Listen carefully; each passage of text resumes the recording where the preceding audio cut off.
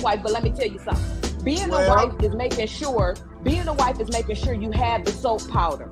Being the wife is making sure you might throw those clothes in the washing machine. Being a wife is not coming to pick up your drawers after you. That is not. Who said you had to pick up the drawers? That's what said y'all want to go do it. This is my point here with that. We always act like that's such a big thing. Like, especially for the women. Wait a minute. Especially for the women that got kids. Y'all should be cleaning the house anyway. Y'all should be cooking anyway. So you cook.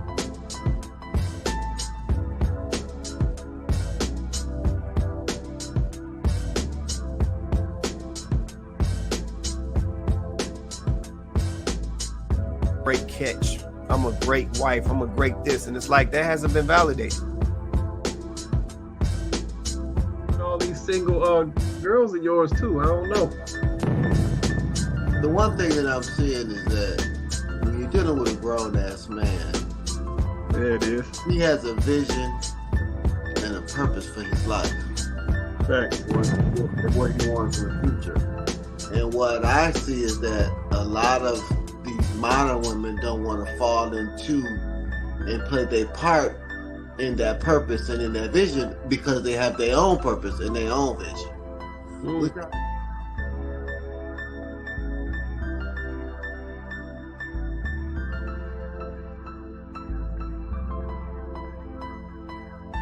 I think a lot of women get it confused. Not your responsibility to motivate a man. Right. A man should have his own motivation, his own direction. Your job is to inspire. It's a complete difference. I think a lot of ladies get a man.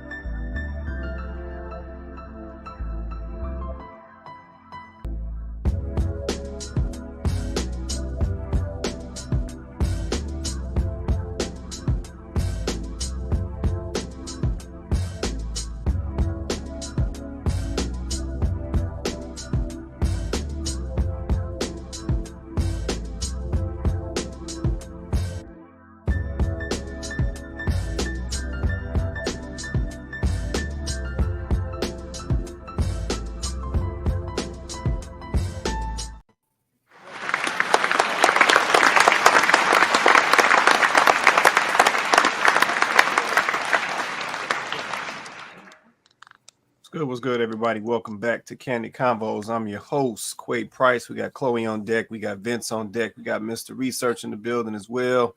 Say what's up to the people, y'all. Hello, hello, hello. Hey, everybody. Happy Wednesday. Happy Wednesday. Happy Wednesday. All right. Shout out to all of you guys joining us tonight. Definitely do me a favor and hit that like, share, and subscribe. Let's say we're live on Facebook, live on YouTube. And let's say we actually decided to go live on Instagram tonight, too.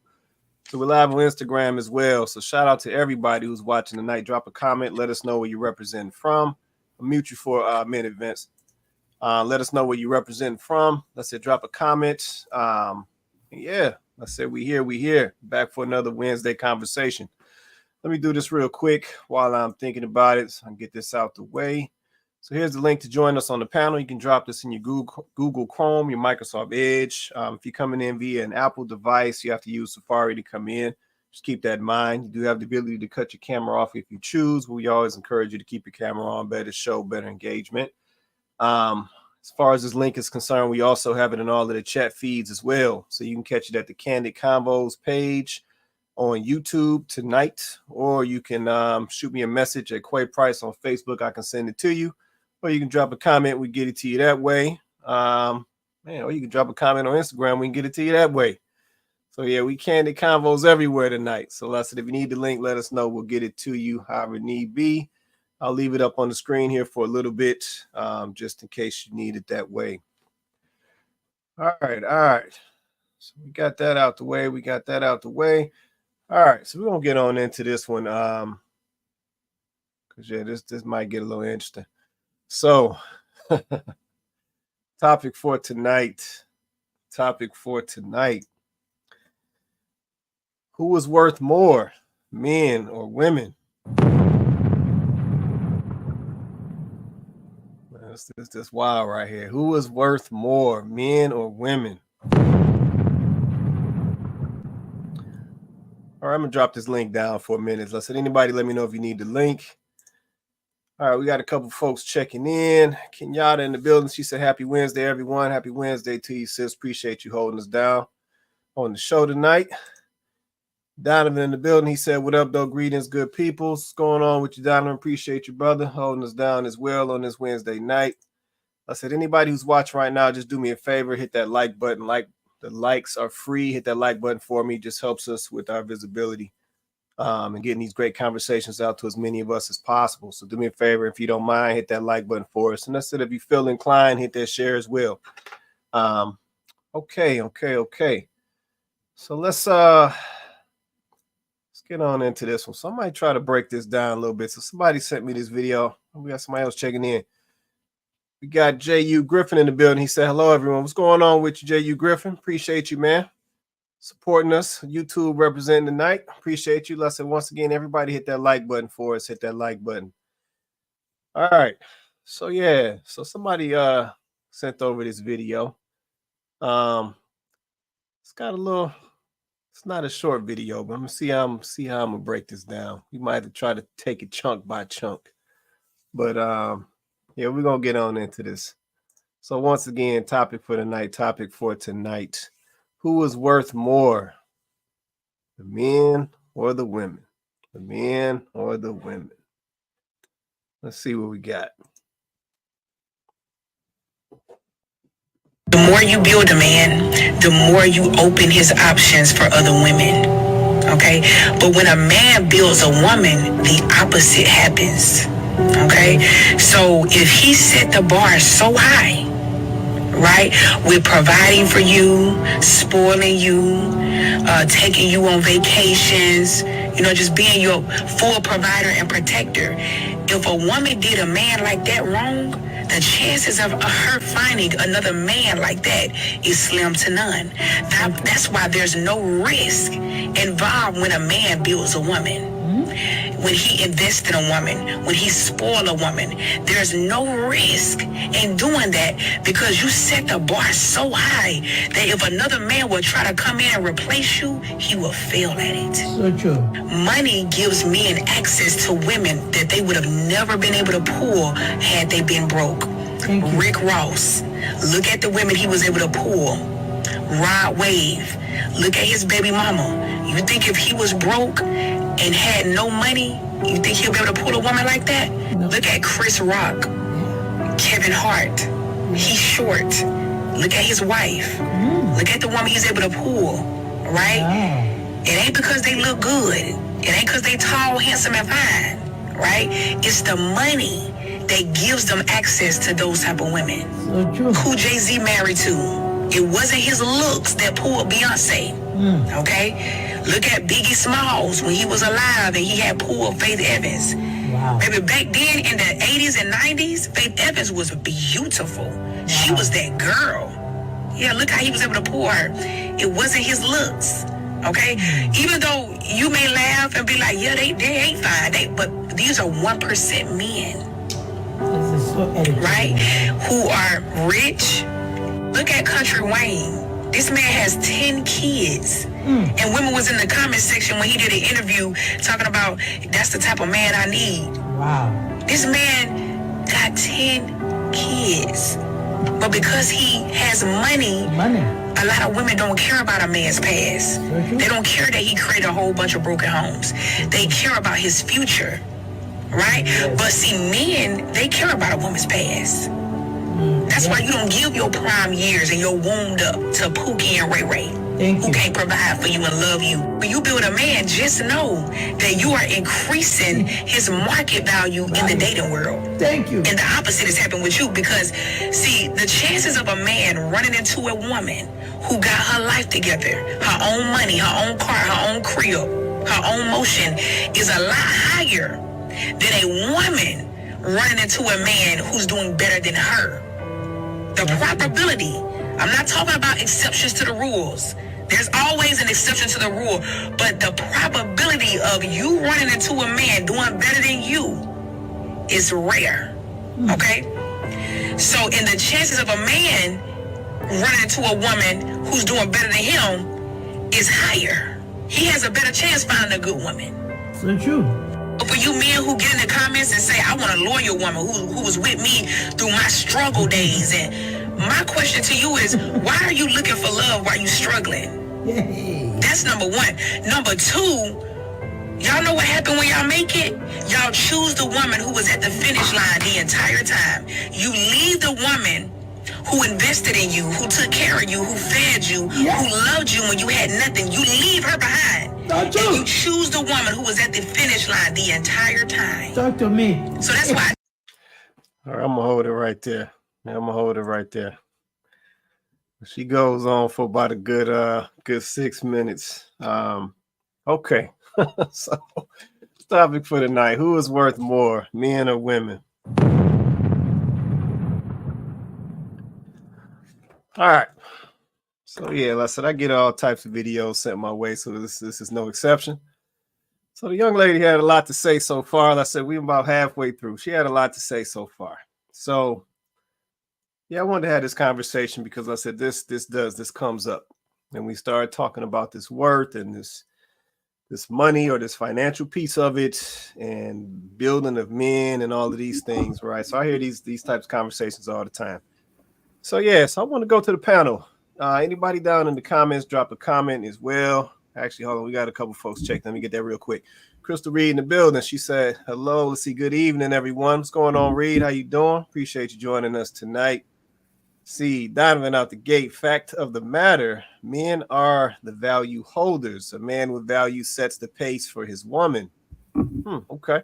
A man without value also sets the pace for his woman. Okay, now I feel that. Right there. Let's see, and Eva Wright in the building. She said, what up, though? What's going on, Eva Wright? Appreciate you joining us tonight. All right. So let me go to the panel. So, man, anybody can pop it off. Chloe, Vince, Mr. Research. What y'all think? What y'all see? Was she making sense so far? Because let's remind you, we got another half of that video. Was she making sense so far? Was she capping? So what y'all thinking? Chloe, Vince, I see y'all looking. What's going on? Chloe, did you want to go first or go ahead? Oh, she was saying go ahead, Vince. She was saying go ahead, man. I think she's 90% right. Ooh, I think she's 90% right. I think she's 90% right. Okay. And first, I think, when we have these conversations, we got to understand that these conversations are not a personal attack. We speak in generality. We're not talking about your individual situation. We're talking about in general what happens most of the time. So I think when we have these conversations, if you're not that, then people want to say, oh, well, that works for you, or men, women are important too. But to answer the question, I think men are more valuable because we have more responsibility. If you look at the way that the society is structured, men have more responsibility. When things go wrong, they blame men. When the family goes wrong, that boy is in jail, they go say, where's his daddy? When you get put out on the street and you homeless, they going to say, why he ain't going to get another job? When wars break out, they not drafting women. They talk that junk, but I want to see if we get into this World War IV and they say, okay, we need some people in the army. I want to see how many women gonna go down there and sign up. That's real. Or not go complain about the draft. So, yes, I think men are more worth. And I looked up the definition of worth because I believe words matter. I believe words have meaning. I don't like to change around what I fit them to say. It says worth is the inherent value of something based on the qualities of excellence, usefulness, or importance. So a man is definitely important in society. So I'll let Chloe go. I appreciate that, man. That's real. Yeah, I wrote a couple of notes because she was saying a lot, and I do think that there were a couple of accurate statements that she made, but there were some things that she said that I had to question. Overall, I agree that in society, men definitely are more valuable. That's why even though women are starting to kind of close the gap, there is still a considerable pay gap between men and women, even Black men. I know that the narrative is that Black women are out earning Black men, but that's just the narrative, right? The numbers don't lie. And the numbers still say that Black men are still out earning Black women. That's what the numbers say. So when she goes to say that women will have an easier chance, that men will have more likelihood of running into a woman who makes more than him than a woman running into a man that makes more than her. That's a cap. That might be how you feel. That might even be how your friend group looks. But we can't go by your sister girlfriends. We have to go by what the numbers say. And across the board in the US, the numbers are still saying that men, even Black men, are out earning women. So then that's a lie. That's the lie detector says lie. Okay. Then she goes with the topic of loyalty. She says, well, if you spoil a woman and you give her everything that she wants, or you treat her like a princess or whatever rhetoric she used, then that almost like it buys her loyalty. Because if she leaves you for another man, she's never going to find another you. And if a man tries to approach her, well, basically she's not going to want to leave because you treat her so well. I think that the divorce rates prove this to be untrue, because women are the ones that are filing for divorce at, a much higher rate than men. And so the divorce rates are proving that all of these men aren't just out here mistreating the women. All of these men are not just treating these women poorly, right? If we believe that there is truth to the fact that women are hypergamous, which we know that they are, we know that if a woman believes she can do better, she will look for better. That is the very definition of hypergamy. If she believes that there's still somebody out there that could give her more, she's going to go for the more. Period. Point blank, period. So if that is true, then no, it does not matter how much you give this woman, because if she still thinks there's a chance that there's more, she's going for more. It doesn't matter how much money a man has, because somebody else always has more. Period. So that was a cap. Then she goes on to say that men want a woman that will build with them, but then when they get to the finish line, they choose the chick at the finish line. There are a lot of 1%er men, even the ones that she mentioned, that are still with their girls. LeBron is a perfect example of that. He's with the chick that he was always with. He didn't get no chick at the finish line when he made it. And it's a lot of them like that. Rappers, actors, you name it.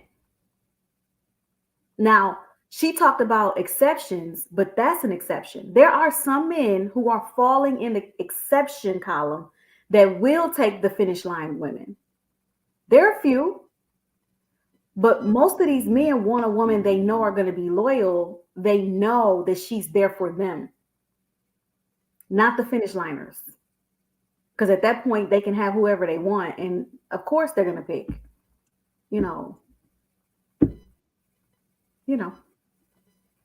whatever's at the finish line. Right. Because they can have it now. I mean, why wouldn't they? So I think those are the things that jump out to me. She said a lot, but you really got to be careful with some of these women, because they are master manipulators. And, you know, this is just women in general. And I'm not saying that men can't also be manipulative. That's not the conversation. But they are master manipulators. And she took a lot of truthful statements and she mixed some lies in there. So overall, you kind of feel like she's saying something good. But at the end of it, you really go, it was a bunch of BS. It's not factual. Where are your receipts? And, you know, it's giving, I feel. There was a lot of I feel statements in there that she masqueraded around as the truth. But I'll end because, you know, I'm done. Oh, wait, hold on one sec. Hold on. I think it's, let me send this out real quick. It's about to get hot in here. Hold on. All right. See, Mr. Research, you with us right now, man? Are you off? No, I'm here, man. You want to say something, man? Are you good, brother? No, I'm gonna say something. I'm just gonna say something a little bit different from the dating thing. Let's talk power for a second. Go ahead. When we look at power outside of dating, do we see a lot of ladies in positions publicly of power, or do we see ladies in position of getting money? Getting money is the new, you know, the new 2004 thing. Everybody getting money. But how many people is moving mountains? Of course, the 30% are moving them. You know, the 30% of ladies, the boulets, the socialites, some of the political ladies, a couple of directors here and there.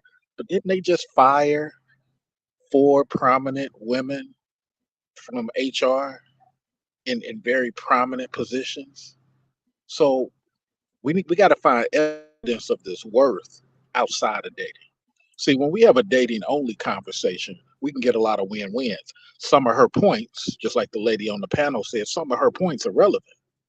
You know what I'm saying? But she mixes it in because 70% of these ladies, which I call the 70% sisterhood, they are great pimps.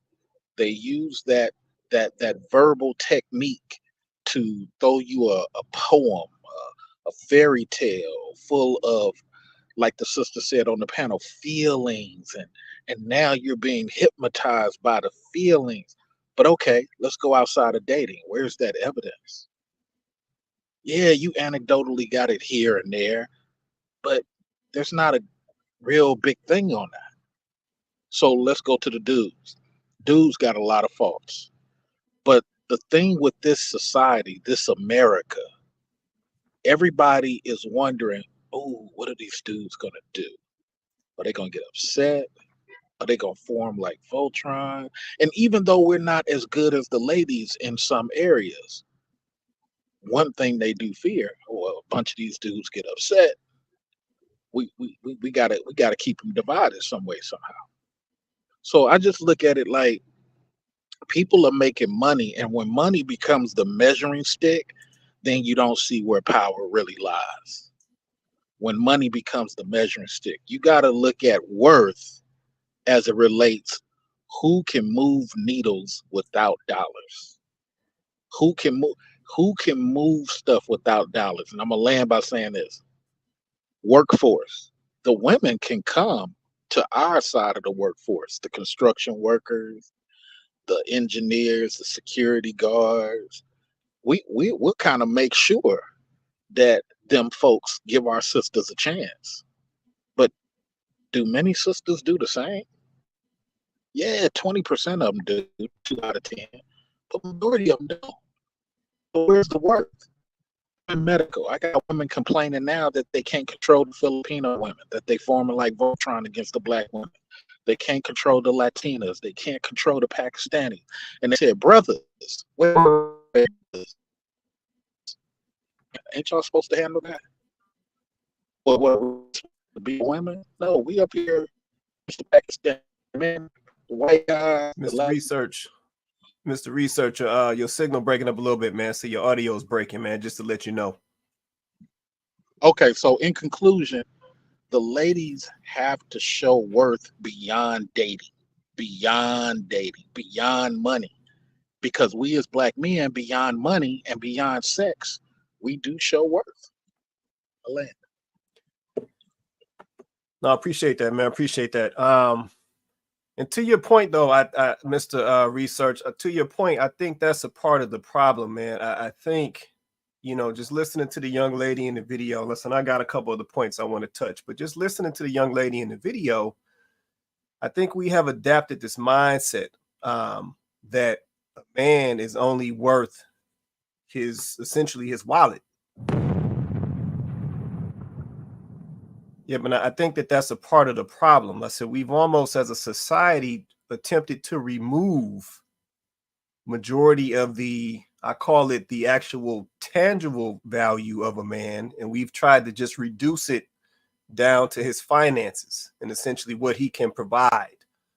So yeah, I think that plays into that. So you make a valid point, but yeah, I think that's some of the mindset that we're trying to push out here, or some of the narrative we're trying to push.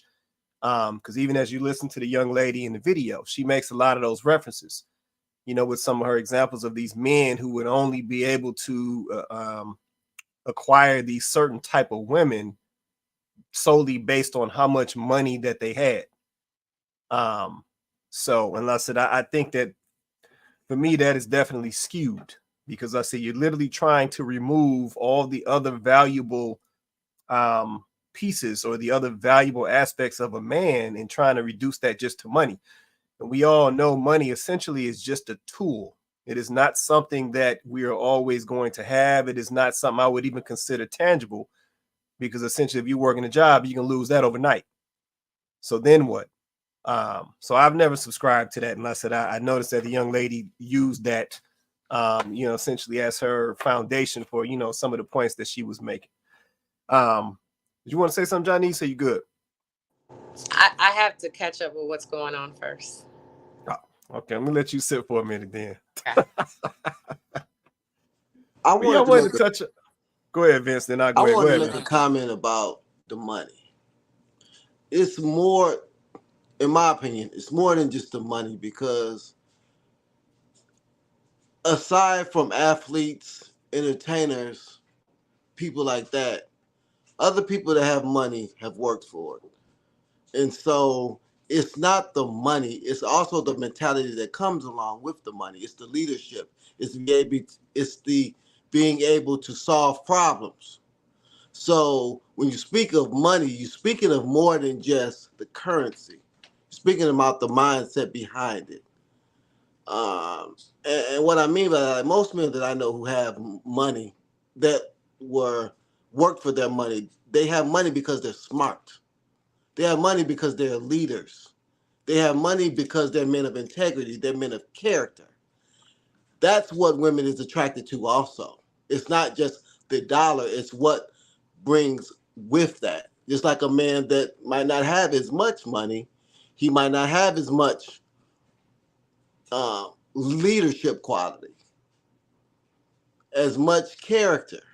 So, especially when you talk about the women at the finish line, just for instance, the Kevin Hart, and I'll just use him because I've heard his ex-wife talk, and I can see why he left her, because she wanted to be him. She said she was funny as Kevin Hart. They went out to California together, that they both were stars. So I can understand with him now, the way he is now, he don't need somebody that's going to challenge him in that way, trying to compare with him. He wants a wife. He don't need a co-star, if I'm using that word right. So a lot of times, yes, some people pick for their right now, and then when they evolve, you kind of do, and that can happen for women as well. So I think a lot of her points are valid. I definitely can say, you know, by me, I've been working for 30 years. I mean, I do get a little bit more cooperation because I have a certain amount of money, because my wife can live a softer life. She doesn't have to worry about bills, so that makes her being her feminine more. And I don't have a problem with it. I've had an ex-wife and I was struggling, and I wasn't getting no act right. I had a couple fiancés when I was on my grind and didn't get as much cooperation as I needed. And now it's totally different. I don't have no problems. So it does. I mean, sometimes it does matter about money because you're able to have that person live in a full femininity, which I understand most people can't do. But I don't like this thing about, well, money, because if you're a beautiful woman, you're a beautiful woman. People want, that first attraction is because you're beautiful. So I don't understand, I get to the real. I don't have these fallacies of, well, stick with loyal, but people ain't loyal. People loyal to what they want. So it's better to know that and deal with it than not. I'm seeing these women leave these good brothers, and I ain't even talking about no bum guys. I'm talking about brothers that's working because he can't take her to Jamaica. He can't, she got to do this. So it's different out here now. People are not loyal like they used to be. People are not willing to suffer. They're not willing to be unhappy for 5 minutes. So I tell men, go get your paper, man. And then you find a woman that's okay with the paper you got. That's your best bet. Don't get no woman that ain't okay with the paper you got. Yeah, but Vince, I think that's the question. So if a young lady is willing to leave a man because he has, quote unquote, lost the money, was she ever loyal to him, or was she just loyal to his money? You muted, man. You on mute. I don't think it's an issue of lost the money. I think he never had it in the first place. A lot of these women get with men on potential. And we build here, but they don't want to build. You know what I'm saying? People say that they don't want to build because you have so many women nowadays who got their degree, they got this, and that's fine. And they're making just a little bit more. And if she making 60 and he making 30, it ain't gonna work. Well, yeah, but that's what I'm saying. Might be okay, but at the end of the day, a woman always wants a man who's working harder than her. Yeah, no, I understand. She's not going to go out there and get another job. She's going to expect him to go out there and get another job. And I think we conflate this because we're getting together later when we haven't built together. You gotta remember, these people are coming with their own life. They haven't built a life together. They're coming with their own life, their own kids, their own debt, they own this, they own that. So it's not the value of when y'all started off and we both have nothing and we built it together. That's how it should be, but it's not happening that way. And that's really why it's not working. Because we have too much as an individual trying to partner together. And a lot of these ladies, they really don't want 50-50 because they believe, well, if it's 50-50, I can do it by myself.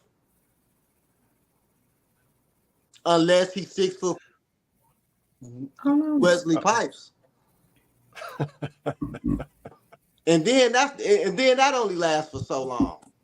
That only lasts till the sex get old and she tired of him laying up in her bed while she get up and go to work. But I think there's a new type of split though. 50% of the brothers are still on that, but now the other 50% of these brothers in the age of Obama, they got lawyers now. These dudes are owners now. These dudes are employers now. So there's a different demographic that we normally don't talk about. The dude that intimidates some of these women. Now, the elegant ladies, the 30% of elegant ladies, they not intimidated because, like I said, they socialite, they boule. So, they have more of a patriarch mindset anyway when you go into those spaces and into those classism arenas. But the other part of the sisterhood, the 70%, we brothers, stick to that urban mentality that you've been doing. Stick to that plantation mentality that you've been doing. And hey, for those dudes who are willing to do that, so be it. But these other demographic of dudes, they're just not rolling with that. And I think that's where the great separation is happening. Go ahead, Chloe. My point is going to be just completely different. I'm coming from a completely different perspective, and maybe it's because I just been really spending some time like off social media recently. I've been spending some time like off from the just okay, Lord, just the bullshit. The bullshit. Like, yeah, like I'm trying not to cuss, but like it's just bullshit. And it's just no better word for it.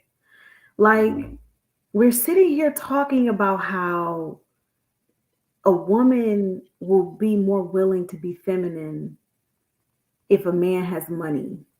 Like, and this is not against anybody, okay? This is not a personal attack. This is just my observation of things that I'm seeing, and then taking a step back and being able to drown out the noise.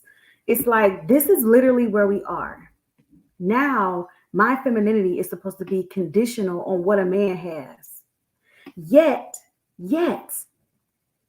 we're women running around here talking about how we don't need men, and men don't define us, and all of these ridiculous things about men and us separating from men, while saying that we can be soft life, we can be feminine if we get with a man that has money.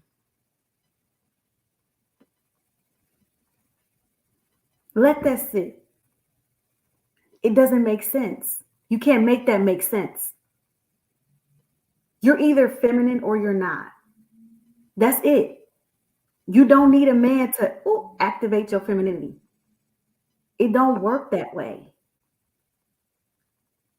And as a man, don't be out here trying to put yourself in a position to earn a woman's loyalty, or put yourself in a position where you feel like you got to come with more than just being a man of character. What Jay Griffin say? A man of value. Not a high value man, a man of value. Be that first. Be that first. Because even when the money goes, and trust and believe, I need to just say this. If y'all not paying attention to what's happening in the world, the money is going to go. Please understand that.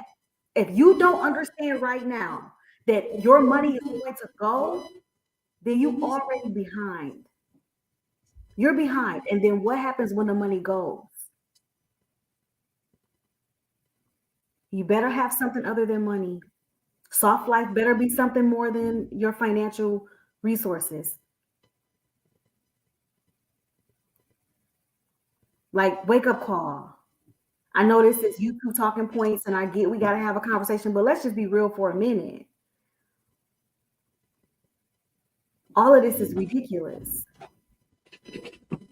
At the end of the day, this is a bunch of BS. People are lazy.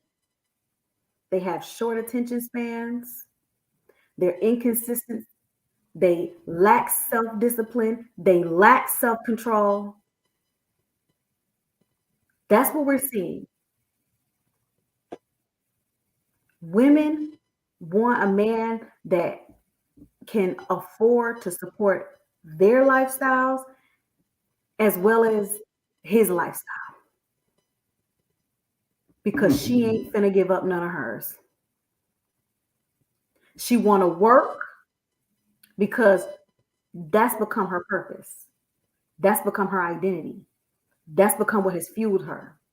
Her identity is no longer in her family. Her identity is no longer in her God. Her identity is no longer in her divine nature. None of that. Even though that's the only stuff she was born with and the only stuff she gonna leave with. That's not the stuff she care about anymore. So now a man has to be a high earning man, or he ain't shit. Let's call a thing a thing.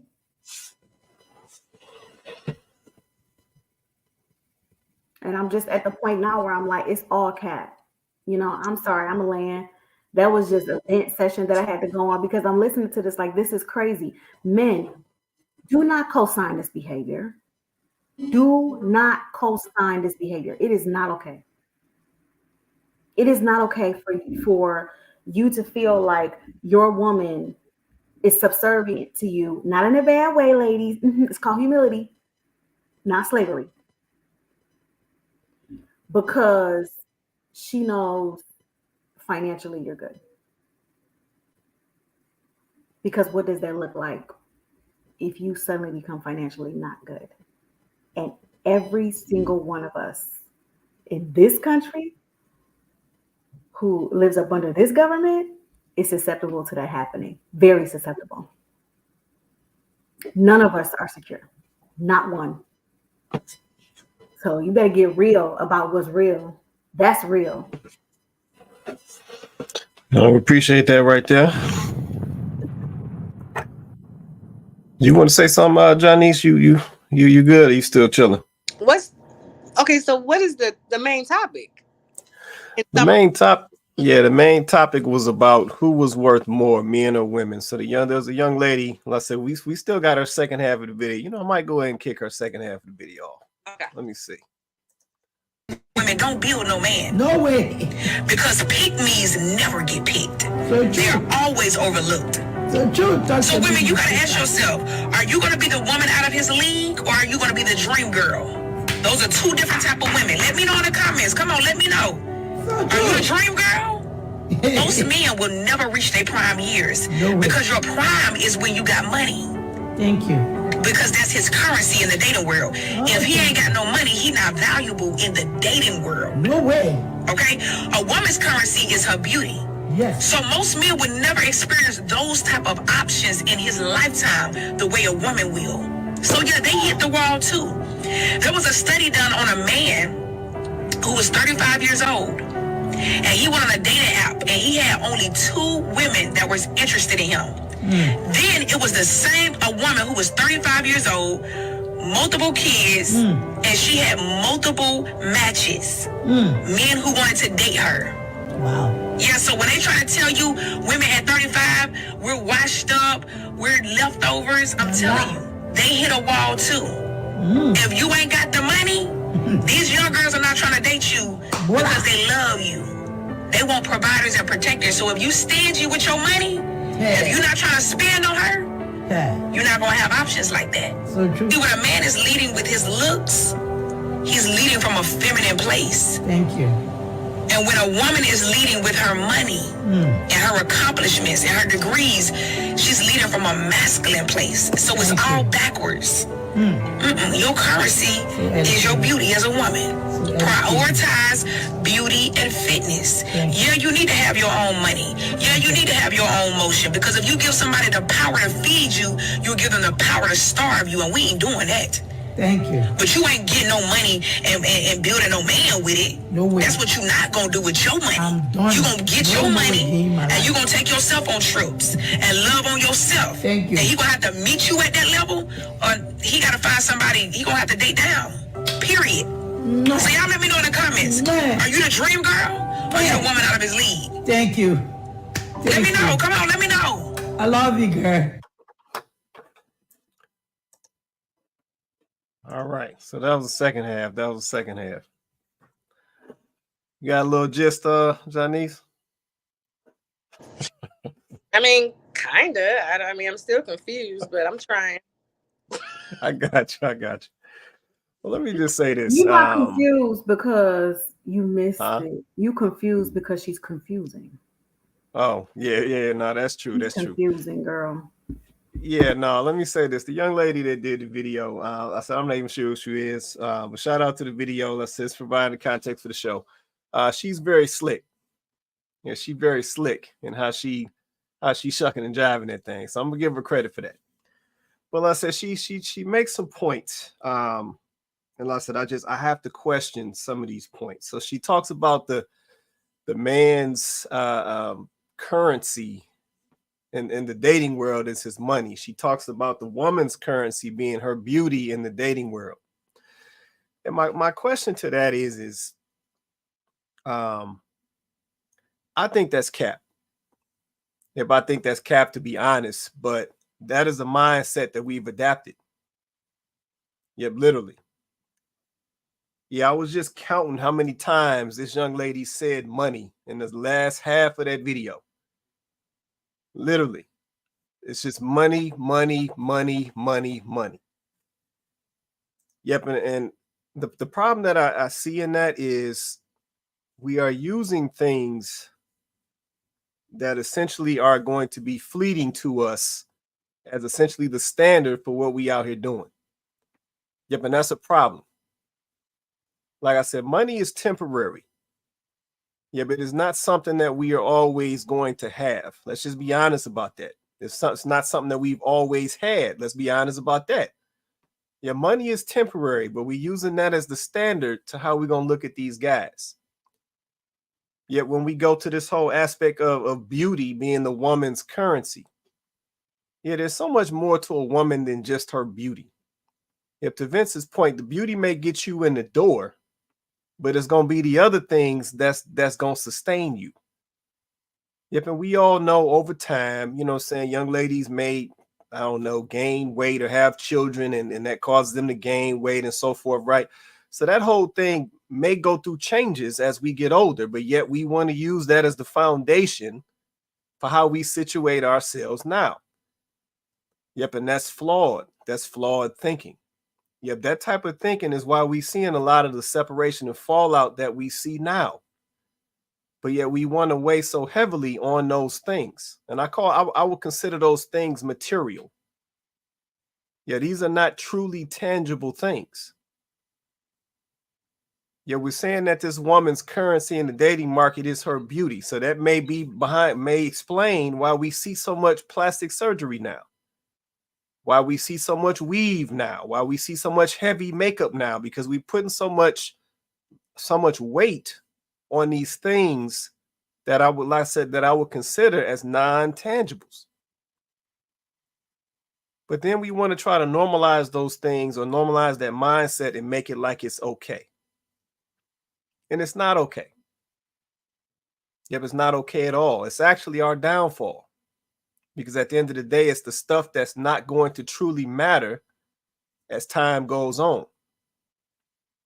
Yeah, when you're in a relationship with somebody and, you know, things is getting hot, and I'm sure we all done been there, when things is getting hot, you don't care how cute she is. That'd be out the door. Yeah, you trying to figure out how to get yourself out of the situation that you done got yourself in. You trying to figure out how to keep this house before you lose this house. But those are the things we want to use as the foundation for the decisions that we're making about lifelong partners and our lifelong relationships. Yeah, we want to go talk about this man and this money, and we want to decide if this man is worth it based on how much money he has. But then one of these big Googles or somebody come through and lay off 25,000 people. Now that man is out of a job. Now we want to go back and say that this man is not valuable now because he just lost his job, like he can't get one 2 weeks from now.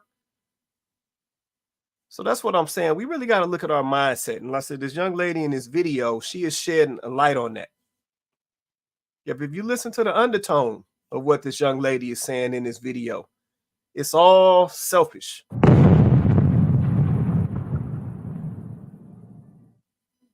Yeah, if you listen to a lot of her points that she made, it's all about selfish. Yep, she talked about the fact of a man, you know, dating a woman essentially while he's struggling. You know, we used to call that building. Yep, his money was small, her money was small, but y'all put y'all small money together, got into y'all relationship. Before you knew it, y'all had y'all an apartment, y'all had y'all a house, y'all had y'all some cars, y'all had y'all some kids, and y'all was on y'all way. But now we want to frown upon that, like somehow that's the wrong way to go. And I understand that a lot of folks are in older age, but it wasn't just about the physical building. It was about the mentality. Yep, the mentality is the part that we missing. Yeah, we absorbing these things that we seeing in these videos, this content that we seeing, and we absorbing this stuff like this stuff is correct, and it's not, because it's always coming from a selfish place. Yep, it's never truly about genuinely helping people move forward in a better direction. It's always selfishly laced. Yep, that's why it always comes back to this money. Yeah, that's why it always comes back to her point to this beauty and all these things. These are things that you can hold over somebody's head for your own selfish reasons, for your own insecure reasons. That's why we always use these same things.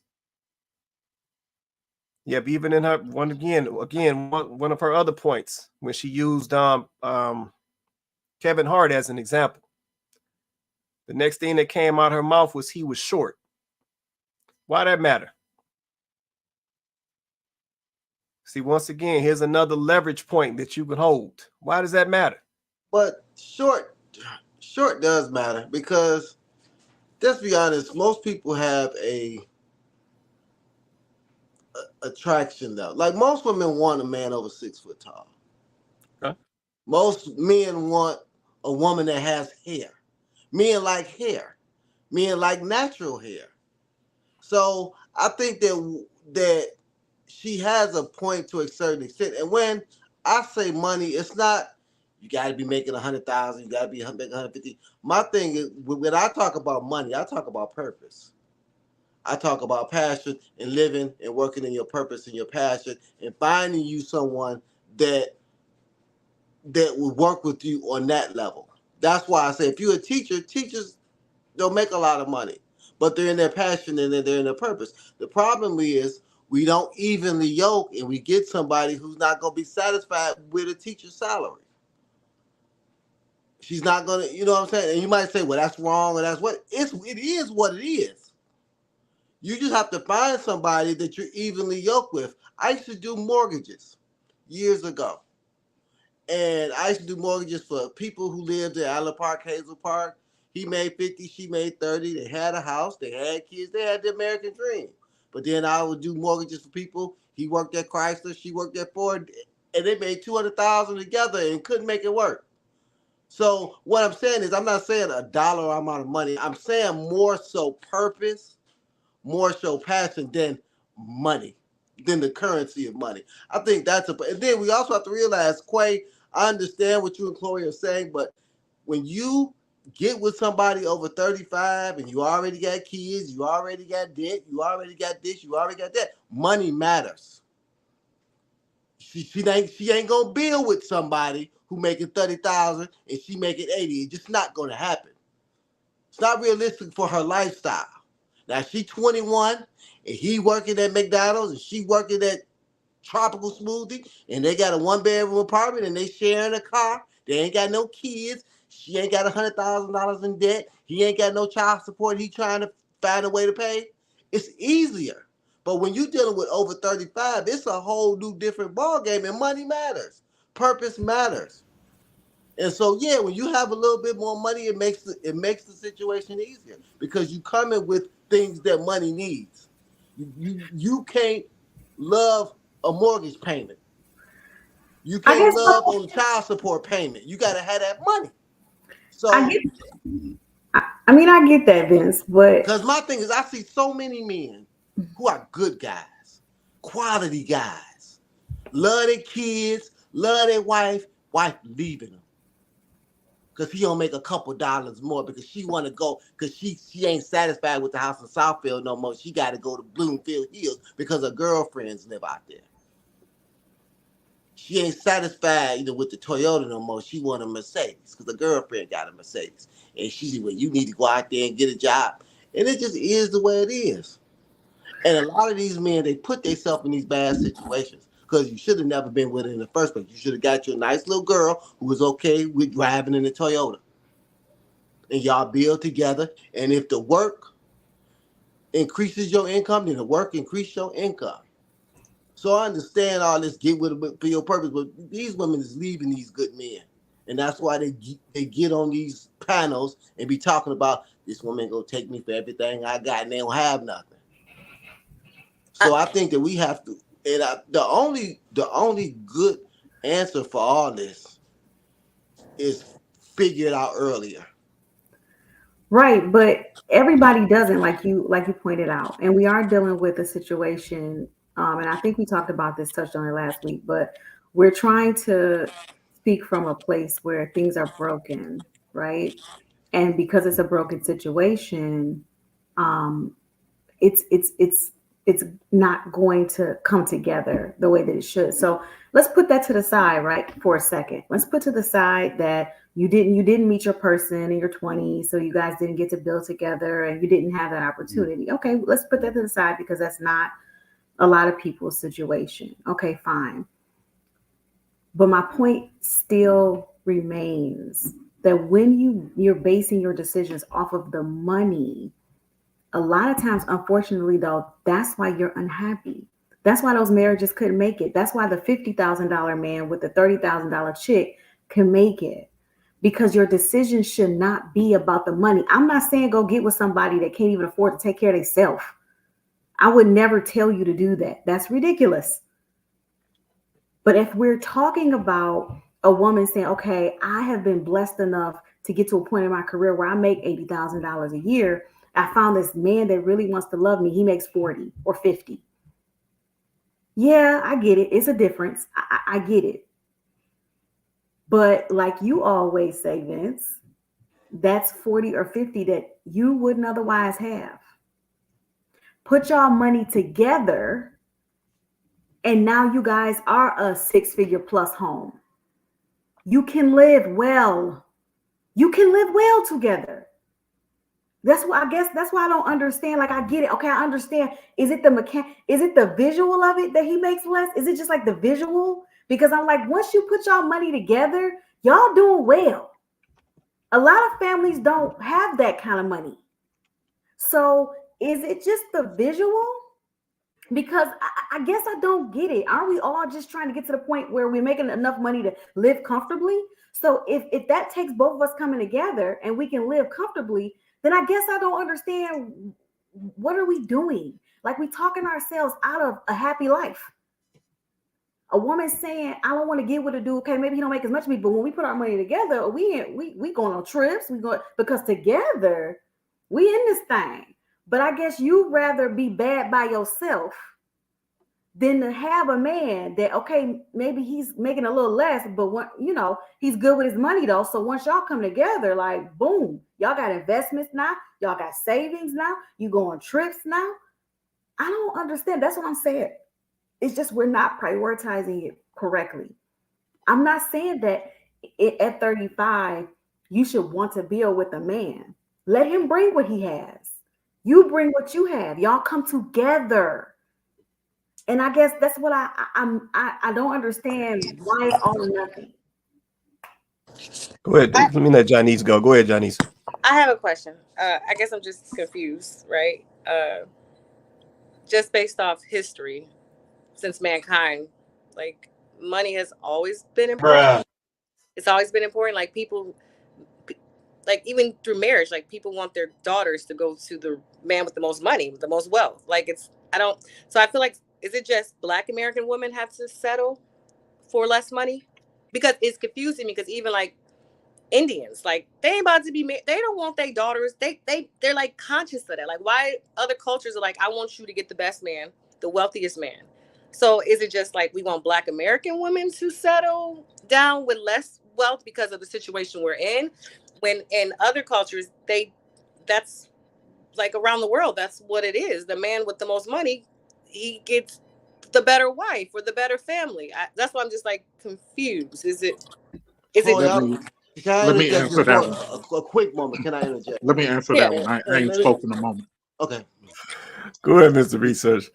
Wait, hold before, and also my whole thing is like, I have a lot of Indian clients, a lot of Indian rich clients, and they was married, like, their families picked their husband, the one with the most money, and that's who they went to, and they together 30, 40, 50 years still together. Like, right. So it's confusing when we try to say Black American women, you better just take what you can get, right? But all right. So let me answer. I'm around Gujarati and Urdu and Punjabi people also. Yes. They don't marry husbands, they marry families. Yes. See, that's the part you left out. You say yes, but you didn't say that. Respectfully, you said husband. Well, husband, The actuality is they marry families. If you're a Coca-Cola family and this lady over here comes from a hotel family, they got a hotel uncle connection, they arrange marriage mostly based on those type of moves. It's not about the richest guy, it's about his access, which I said to Quay and Chloe, the power move. Once we start talking about stop talking about dating, we can see the power move. So to what you just brought to the table, it's not about women settling. Women can go get the same type of dude, except he might be short. But then we cracking jokes. They can go get the same type of dude. He might be skinny. We cracking jokes. He might be older. We cracking jokes. He might. You see what I'm saying? We're not a serious community. We're not. We crack jokes and giggle. That's our main claim to fame. So when you say, do black women have to settle? And I'm gonna pass the mic to the brother, but let's dig what settling really is. When we see a woman, tall woman on TikTok with a short guy, why do we tease that girl? It ain't the brothers doing it. Quay, Chloe, it ain't the brothers doing it. So why do we tease that girl if it's really about when we see Miss Bynes find her man and her man feel he deprived? Why do we verbally attack? Because that's who we are as a community. They're not settling, but guess what? We with our crystal ball, we can see into the future.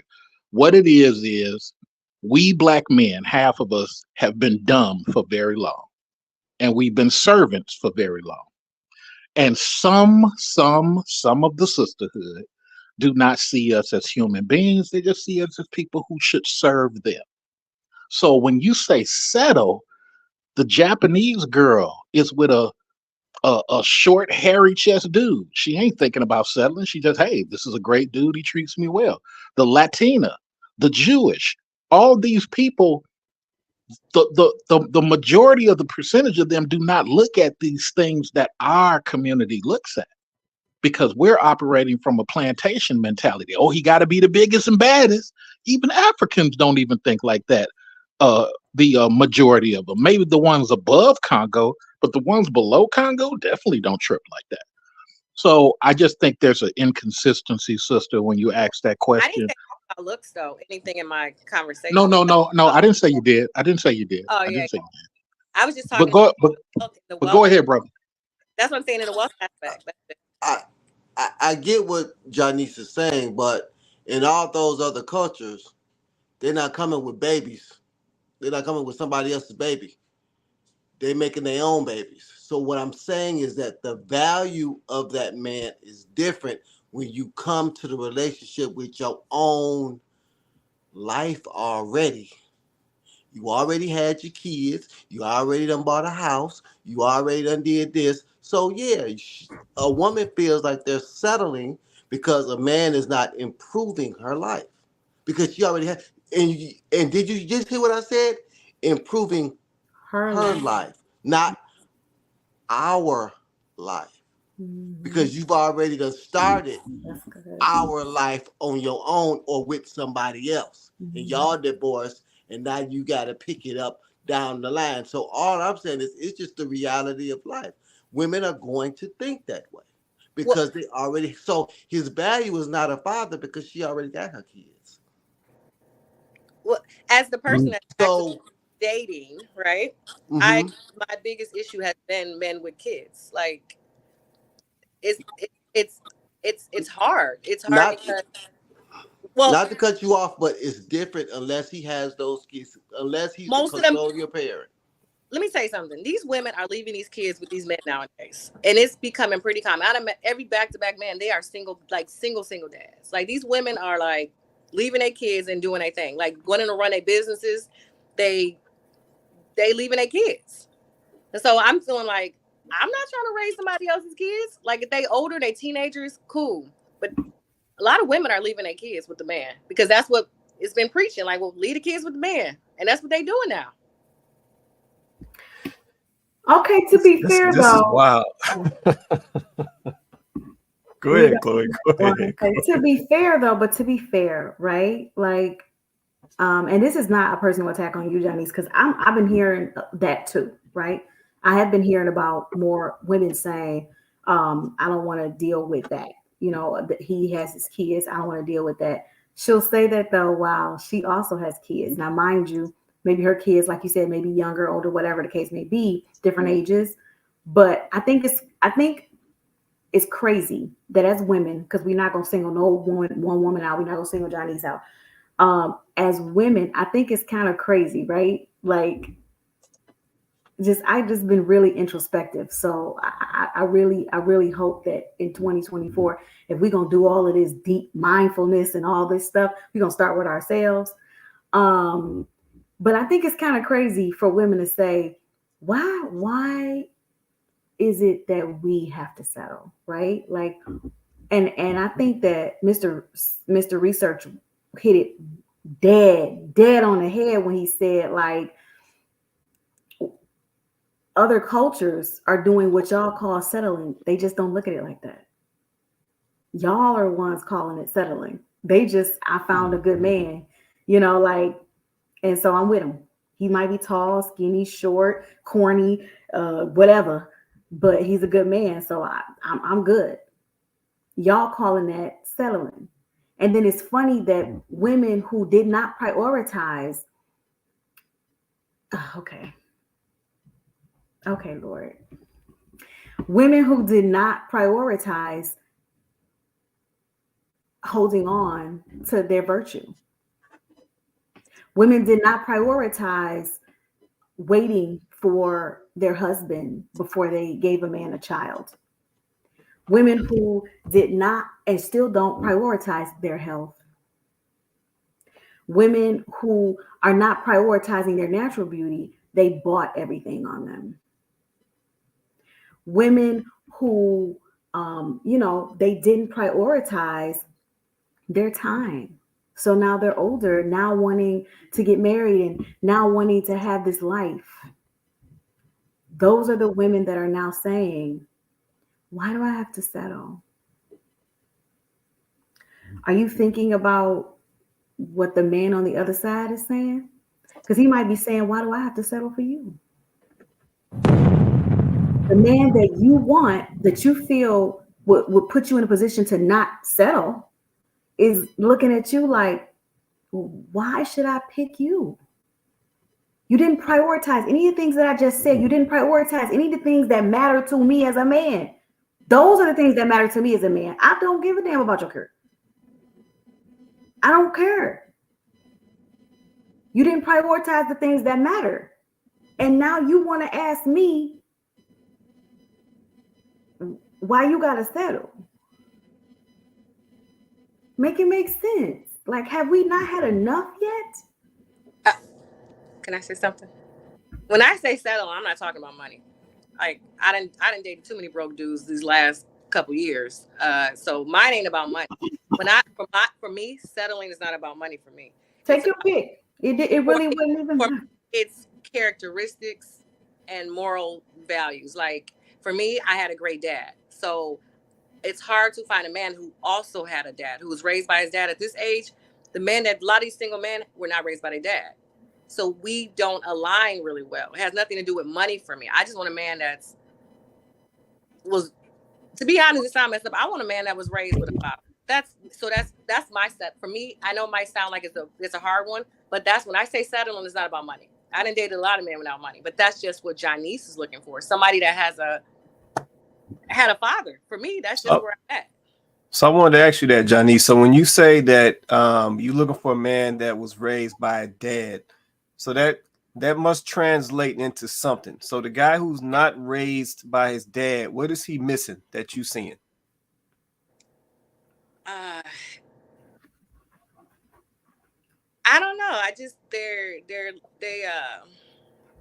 different.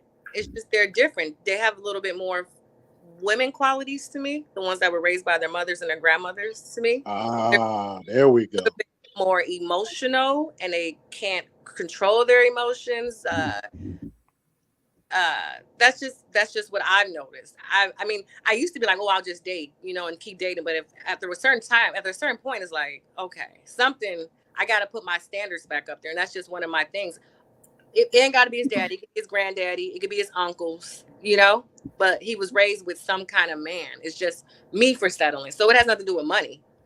I got you. So basically, what you saying, if I'm understanding you correctly, so the guys that you running into that was not raised by they fathers, they coming off a little soft. Is that about right? I don't know if the word is soft. I don't know if the word is soft. I don't know. Being in your femininity, I don't know. Is that I guess that's considered soft, but it's not. I don't know. They're just emotionally all over the place. I think what she's trying to say is men who are usually raised with other men have purpose. And the problem is that those men are already married.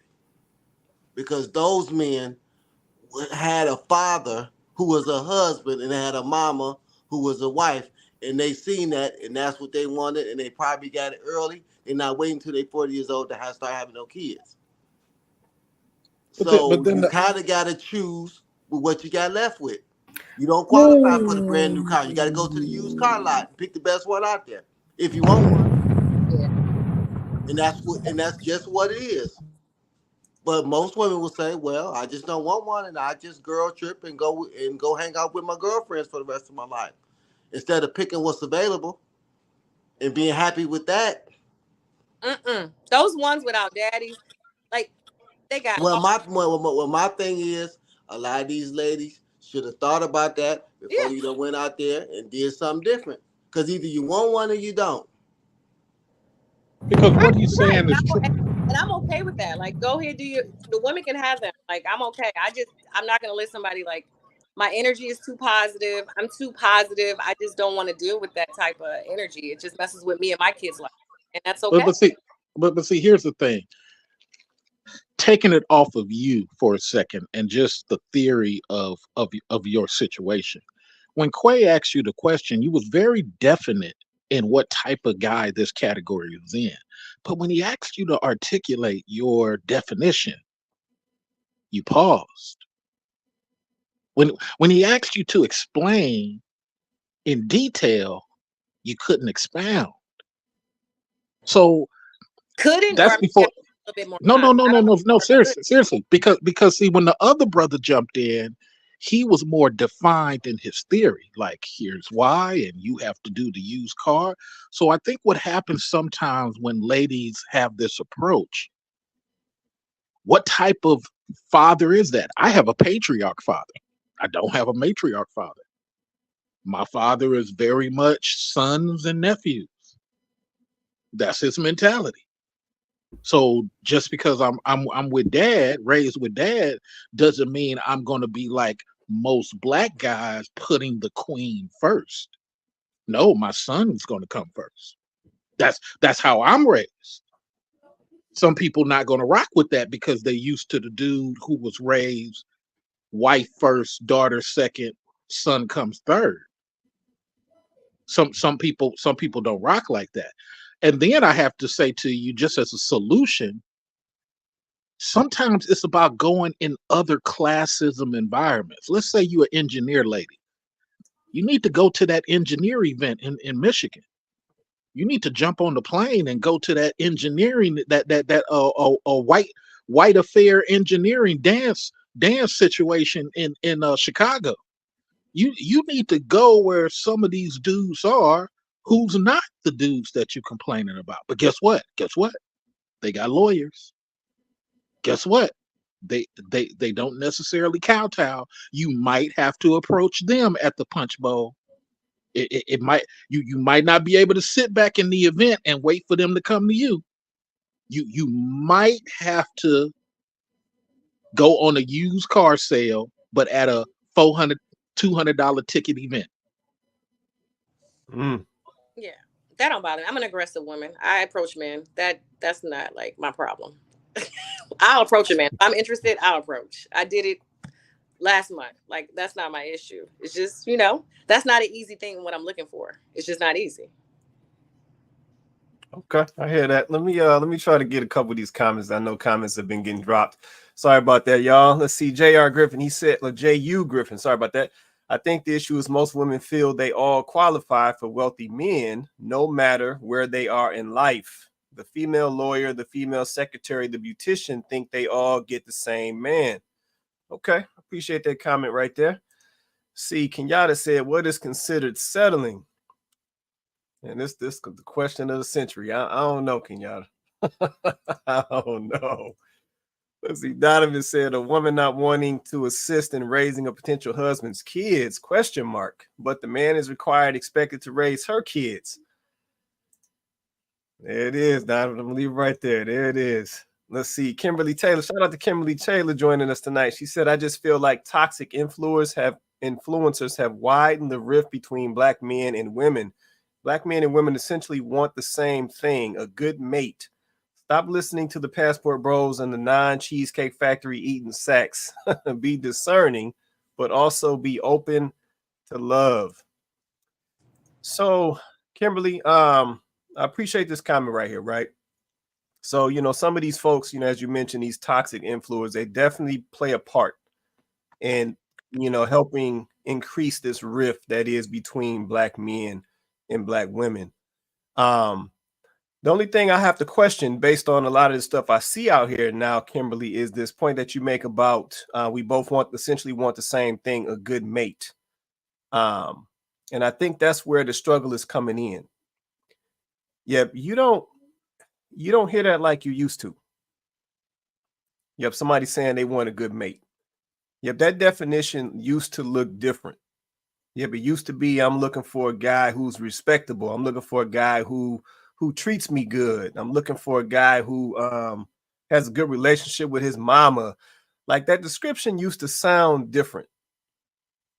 I'm looking for a guy I can trust. I'm looking for a guy who's going to have my back if I got a flat tire. Like the definition of what we were looking for, it sounded different. But now if you look at that definition today, it has been injected with all of this additional material stuff. Yep, now the priority is around how tall this man is. Now the priority is around his education level, if he went to college or not. Now the priority is around how much money, what's his income. Like the stuff has changed, or the definition has changed. So I think that's where the struggle comes in. And that's why I think we have to continue to have these conversations to try to get down to the bottom of this stuff and understand that, like I said, there's some flaws in our thinking. Yeah, let me put it out here like this. Yeah, I know we got a lot of ladies watching right now. I'm just going to ask this question. I can only ask it one way.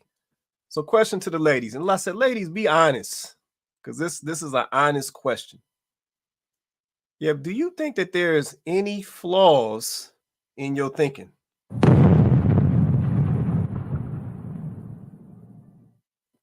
Like any lady who's willing to answer that question, do you think there's any flaws in your thinking?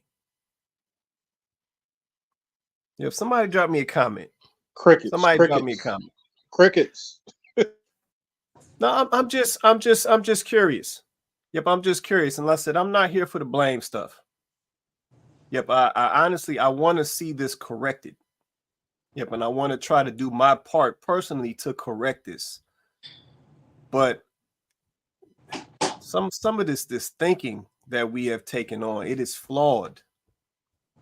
Yep, it is flawed. Yep, and I think we have gotten to a point where we have almost convinced ourselves that whatever we think in the moment is right. Yep, and that doesn't make it right just because you think it's right. But what makes it wrong? Say that again. What makes a person's reality wrong? Our outcome. Well, that's it. It's as simple. It's as simple as that. We can think all the stuff we want to think about building and income and all of this stuff, and then all we got to do is sit down and look at our income right now. Our outcome right now. We are the most divided we've ever been. The most broken homes we've ever seen. The most pee and doo-doo in the dating pool we've ever seen. The most broken homes. The most, what you say, Janice? The most men without daddies, not being raised by daddy. We can look at our outcome, and that will tell us and validate right there that our mindsets are now skewed, and the way we think and look at things are skewed. even his point about the influencers and outcome, if you put those two together, look how many women and dudes we've had who you come to find out that they really not living the way they was talking. For the people who don't know, dropping one name without throwing them under the bus, when She Raven had the feds come after her for credit fraud. When one of the YouTubers who talked about black men went and got pregnant by one of the dusty dudes she talks about. Outcomes. See, I just think that on both sides of the gender, we got prophet pastors getting on these internet streets trying to say anything, especially in white and black spaces. Have you seen how many black people get up there and got a whole white audience and say stuff against black folks for the sake of $1? How many people who just moved to this country barely know American English? One guy passes himself off as a conservative. He's actually from Nigeria, but he plays that role to get 1 million followers and black American. That's all he talk about. But he will admit both of his parents are Nigerian. So we got a lot of, to his point, influencers who are not consistent about their outcomes. And we're following people who are basically not consistent because it feels good. That's real. You want to say something, Vince, Janice? I think we have, and then we also have pandered to women for so long, they starting to believe this crazy mess. Because the black women are the ones that spending the money. And we don't have, I was talking to a Bible thumping Christian the other day, and he said that they shouldn't talk about abortion in the church because it's offensive. It's offensive to who? The 80% of women that's in there? But is it wrong? Well, it depends. This is a Christian talk about, is abortion wrong? Well, it depends on what it is. No, it's wrong. And I think we've come into a society where there is no right and wrong. There is no truth. There is no right way to do anything. And that's why we keep effing everything up. There is a right way. And I would say if you put 50 people in a room that got married young and 50 people in a room that had a baby young, let's see their results. Good point. It's not rocket science. We just don't want to do it right anymore. And we have pandered into this feminism, into this, women can do everything. They don't need a man. They don't need a man to raise their kids. They can go to the clinic and get an egg. We don't need fathers in the home. I can be mama and a daddy. And then the men have come up under all this women where they don't even value themselves. They think all their value is $1 and what's in their pants. They don't understand leadership. They don't understand discipline. So for Janice's point, I mean, settling is to make a decision. When you make a settlement in a case, what does that mean? You come to a decision. So these ladies will have to come to a decision or not, because it is what it is. Men are not going to change. Men want what they want, and women want what they want. So, I mean, my thing is if you're looking for a man who was raised by his father, who had a strong wife, you're probably not gonna find him, because he already married. Just like if I was looking for a woman who had both of their parents and came from a good household, she's probably already married and on up the road. Well, I have a date with one on Saturday, Vincent. But I mean, not you in general, Johnny. Take it away from you. Take it away from you. I'm just talking in general. You know what I'm saying? You know, it's like me trying to go at 51 years old, trying to find somebody who didn't have no kids. Somebody who didn't have no kids wouldn't want me. I don't care how much money I got. She gonna find somebody who ain't had no kids. Yeah. I mean, I don't understand. We act like we don't understand what we qualify for. And I think we overqualify for ourselves. I had a young lady tell me, we were talking about can somebody afford something? And I was like, just because you can get it don't mean you can afford it. They'll give you a car note, but can you pay that car note on time and easily? Most people can't. Well, if you couldn't get it, they wouldn't give it to you. No, you can get it, but can you keep it? Do you really qualify for it? Just like I said when I was doing them loans, I did a lot of loans for people who got the mortgage, but they was in foreclosure in 2008 and 2009 because they thought they qualified for more than what they did. And then they left me because I was telling them the truth. I was like, look, bro, don't let this woman push you into buying no house you can't afford. And what he do? Oh, man, she said she wanted it. Jumped out there to Bloomfield Hills, couldn't afford it, and she left him anyway. Bruh. Left him anyway. Instead of him being a man pulling his pants up and like, look, we stand in this little Southfield house until I feel like we can afford this house comfortably. Let's also be clear, the landscape is changing dramatically. We got Texas talking about repealing the no-fault divorce Ronald Reagan law. We got women who, unfortunately, there's not a lot of women, depending on where you live, in these feminine employment circles like they used to be. A lot of daughters are going where the sons and nephews are, warehouse, construction, all these type of areas. That going to the typewriter ain't where she used to be as much anymore. You got, and that's why I love talking outside of dating, because we got to talk about power. What's really going on now? Now the dudes ain't perfect, but the dudes have some sustainability in the areas they in. Yeah, he working in a truck where he's sitting on his butt for 50 hours and doing X, Y, Z, Z, Y, X. When you come in that industry, you're not necessarily black protected. You're just another driver.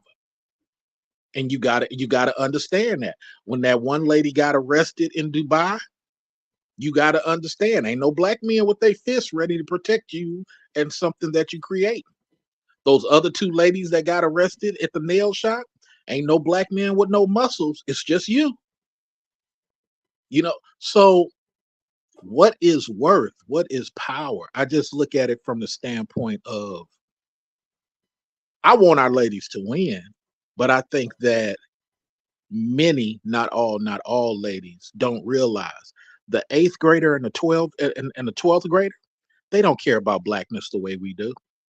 They international already. You got somebody with a hijab trying to holler at your son right now.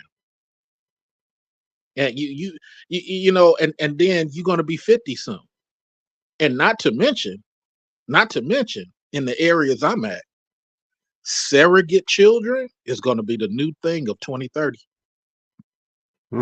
Surrogate children, the amount of white, black, and Asian men who go into surrogate companies to get children.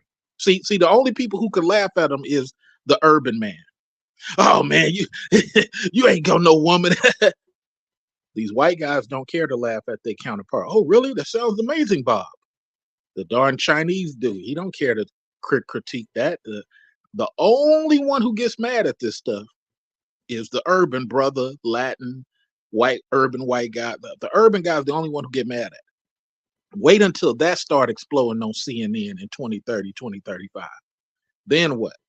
Oh, yeah, it's okay. There's no shame in me just going to get a child. I can bypass the...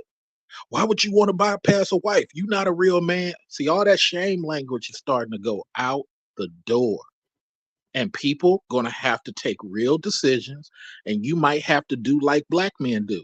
I will pick a basic Betty, and work with her. Because basic Betty is nurturing.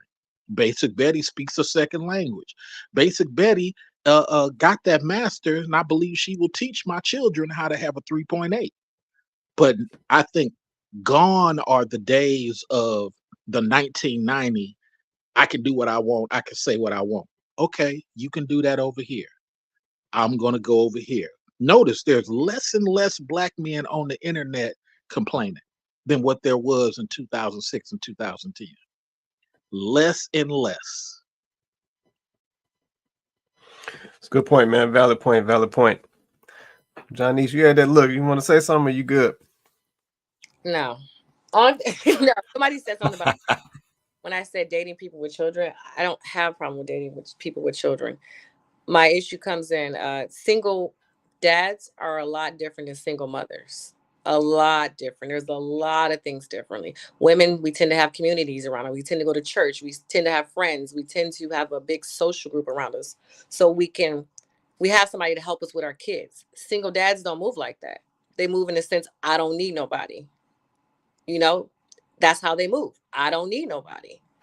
So it's a lot different dating a single dad than it is a single woman. Single woman, like, hey, come on, help me with these kids. Single dad, they got this mentality of, I got this. So it's hard for a woman to come in there. And how he gonna date? He ain't got no community around him. Who's gonna watch the kids? Because that's what I'm saying. So I don't mind. I mean, I don't mind. The nanny is only 20,000, 30,000 a year. Yeah, but that's just what I've seen so far. And I've dated like 4 or 5 back to back. And if you don't have if you ain't got nobody to watch your kid, how we gonna date? You know, how we gonna date? Man, I got so many things to say. Children on the first time, and I think that's still inappropriate. You know, I don't think that. Again? One guy, we did go out with his 2 kids on the first time, but I don't think that's okay. But who he gonna have to watch his kids? But I still don't think that's okay, though. You know? Yeah. No, I understand. Yeah, I got so many questions. Yeah, this my questions will be a whole nother show. This is not directed at you, Janice. I'm just listening to this conversation and just even listening to the situation right now that you're telling us about, you know, with the fathers, you know, having their kids and it's basically making it hard to date. And for me, it all goes back to decisions. Yep, it all goes back to decisions. Like I said, some of this stuff we shouldn't even really have to even be figuring out. Yeah, I know we at that point now, right? So we got to work with it. But yeah, some of this stuff we shouldn't even have to be figuring out. Yeah, we shouldn't have to be figuring out. Yeah, but for me, like I said, it's our foundational, our foundational thinking. It's just broken. Yep, it's broken. Yeah, I just, like I said, some of my questions, that's a whole another show. Let me get this comment. I'm not gonna keep us on here all night. J.U. Griffin, he said, is it single dads don't need the help, or is it they are not given the help like women? That's what I was going to say. I was literally going to say that. I don't think they're given the help like women, and they really do need it. They need I think that's the key. Like I was gonna say that, like, because I know, you know, Janice, you talk a lot about community, that the community aspect that women seem to have, and I just think that's a woman thing. Like we tend to have girlfriends, even if you get into a pinch, you probably could call one of your girlfriends and be like, hey, I got this date, can you, you know, and they'll probably be like, oh girl, I'll help you out, right? But imagine a man though calling another man like, hey dude, you know, you got my kids for me tonight. Like it's weird, right? It's a little different. So I just think that when a man is put in that position, it is different. And unless he has a sister that'll do it, or an aunt that'll do it, or, you know, his mom is still in his life and she'll do it. Like other than that, who else can he call? And I don't think it's because men don't have communities. They have dudes, friends, they have people around them, but it's not the same because a man is not gonna call on another man typically to watch his kids. Like I'm not saying that maybe some men do have that kind of level of relationship. I don't know, but that's just not as common as a girlfriend calling up her friend saying, hey, will you watch my kids? It's a little different. There are just things that women can do that men they can't take advantage of those same opportunities. So it does look different. So that's why I say the whole system is like getting thrown off because we're not marrying young and we're not staying together. So now you do have like y'all, like we were saying before, oh well, leave the kids with the man. Okay, these women doing it now. Now it's changing the whole system now. That's a whole nother thing we didn't think about. Like, so all these it's all domino effects. Yeah, but see, Janice, that's the point though. Why don't we want to touch that? So we sitting here saying right now that we're not marrying younger, and we're not staying married. So then why was folks staying married before and they ain't hardly had no money? I mean, that's a lot of things. Even you guys talked about it. Options, social media, the way the world is open, it's so many more options now. Like women, like she said, if women see another man that got more money, she can easily be like, okay, I want that. Go to the next. Okay, but Janice, hold on, no, that ain't changed though. Where was she gonna go? But that hasn't changed though, Janice. So even when a young lady was married to a man back in the day, it was options all around her. So you had, Fast Freddy on the corner, you had Big Jimbo. Who wants the little? No, I'm just saying. On the corner. I'm just saying. Shout out to my Detroit people. Nobody go on Freddie. Shout out to my Detroit people. We know what it is. But she had them same type of dudes was around then. So why was she choosing to stay with her average husband with his average salary with their 5 kids and stayed married for 30, 40, 50, 60 years until somebody passed away? Why was it so easy, so much easier to do that then than it is now? Options. Can I please comment that if that was the case, then you shouldn't have a problem with dating in since we got so many it's options. Not just options with men, it's options with jobs, it's options with life. Options don't mean just men. You have so many things you can. No, you don't. You still don't have so many options. Why? Most people do one or two things. I know a 1,000 women, they all social workers or they nurses. They're not engineers and truck drivers and they still in this very small category of work that women do. Because y'all don't want to dig ditches and build houses and lay bricks. Most women are in some type of humanities. It's not all these options, because if you had all these options, you would have better results. So the grandmother stayed because they loved their children and they loved God and they had sacrifice and they really loved the church. They was real Christians. See, we got these fake Christians now. That it's all about our feelings and our happiness. And I don't want to go deep into the Christian thing, but that what it was. My grandmother said, and I'll tell y'all, she told me, and I couldn't fathom, why don't you just stay together for the kids? The hell you mean stay together for the kids? I'm not happy. She ain't happy. But I understand what she meant now. Now that I'm married and with child, we ain't never getting divorced. I'm going to be downstairs. She going to be upstairs. I'm going to do whatever it takes to keep my family together. There is no, I'm not happy, you ain't happy. This is life. You got a life sentence with me, baby, and that's just the way it is. Because I understand the value of me being in this home with my children. And everything ain't about happiness. Because wait a minute. Because what we do, and we don't want to talk about this either. What we really do is we scar our children, because instead of you working it out, people say, well, we didn't have a good relationship and we didn't get along. So it's better to have your kids seeing 4, 5, 6 different men than their daddy you working it out with. Because that's what happens. I remember them guys sneaking into my mama's bedroom when I was 12, 13 years old, and she thought I didn't know. But I agree with you. But that's what I'm saying. A lot of us were part of the problem. You was part of the problem. I was part of the problem. Mm-hmm. I mean, we understand that. Like at that point we get it, but now we in it. So how do we fix it? Like, because you know what we got to do? We got to go back. We got to go back to what worked for us. You got to go back. Only way you can go back is to fix your kids. That's it. I'm saying our mindset. We got this mindset of we can do it by ourselves. No, you can't do it by you. You're not settling for a guy that's making $30,000. I understand if you find somebody. I had one. I swear he only made $700. He made $700. Well, was he a good man? No. Well, that's different.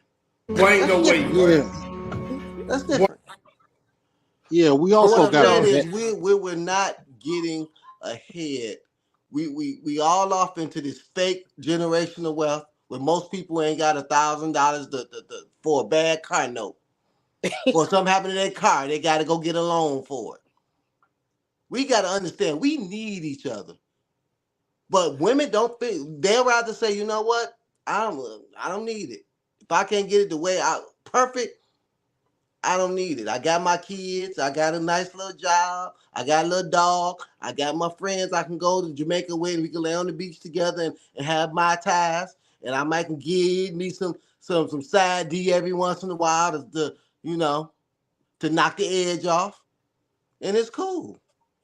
I just think that women know where they can find love, but those dudes are boring. Women know where they can find love, but those dudes are short. Women know where they can go. They just choose not to. So I'm not a hater. Like I said earlier, I can choose a 4 and walk in with y'all and not care that y'all got 6s and 10s. I love my 4. Most of our ladies don't have that type of honor to walk in with a 5'3" dude and say, "I love my 5'3" dude." Look, I used to date I'm 5'11". I used to date a 6'4" chick. Was out in Atlanta at Dugan's years ago. Man, how you get her, homie? I just put something in her ear. That's all I did. Come on now, stop that, bro. You know, because dudes are insecure to me. To me, dudes are insecure. Dudes are taller than me, got more money than me, but one thing they are not is consistent like me. I don't care whether I win. I think our ladies really care. I don't care if Quay shames me. I think our women care. I don't care if I get whispered and talked about and giggle. I don't care.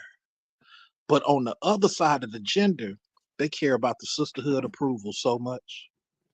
So much more. So look at this. Like I mentioned earlier. I'm gonna mention the name. Chrislyn Carrison. Chrislyn Carrison 2007 came out with the swirl stuff. And it ain't nothing wrong with people dating other ethnicities. But it was the first time I heard the word pick me. Black men didn't create that term. Think about that for a second. Everybody ponder that. Black men did not create that term. Black women created that term against black women. And then when new women found out it had racial overtones because it came from the swirl community at that time before there were divestors, they kind of frowned. And then those women changed the note. They said, you know what? Let's redefine the definition. It's women who make other women feel bad. Wait a minute.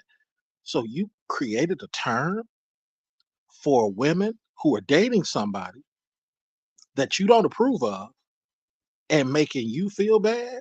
Oh, that's when it exploded on the internet. That's when all these women start realizing this is a con.